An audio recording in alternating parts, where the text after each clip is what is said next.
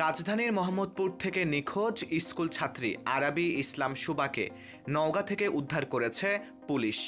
মঙ্গলবার ৪ ফেব্রুয়ারি বিকেল ৪টার দিকে শহরের আরজি নওগাঁ এলাকার একটি বাসা থেকে তাকে উদ্ধার করা হয়। নওগাঁ সদর মডেল থানা পুলিশের ভারপ্রাপ্ত কর্মকর্তা নূরে আলম সিদ্দিকী শুবাকে উদ্ধারের বিষয়টি নিশ্চিত করেছেন।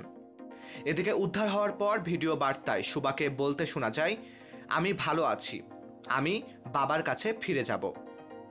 এর আগে মায়ের ফুসফুস ক্যান্সারের চিকিৎসা করাতে বরিশাল থেকে ঢাকায় এসে মোহাম্মদপুর থেকে ১১ বছরের আরাবী ইসলাম শুবা নিখোঁজ হয়। গত রোববার ২রা ফেব্রুয়ারি সন্ধ্যা ৬টার দিকে কৃষি মার্কেট এলাকা থেকে তিনি নিখোঁজ হন। পরে সোমবার আদাবর থানায় এই বিষয়ে একটি সাধারণ ডায়েরি করেন তার বাবা। ডায়েরি করার পরই শুরু হয় সিসিটিভি বিশ্লেষণ।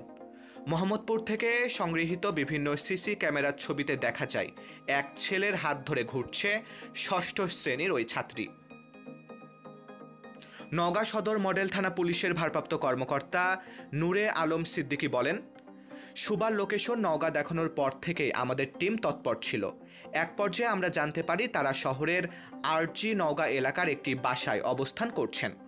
আমাদের উপস্থিতি টের পেয়ে সেখান থেকে তারা পালিয়ে পাশের বাসায় অবস্থান নেয়।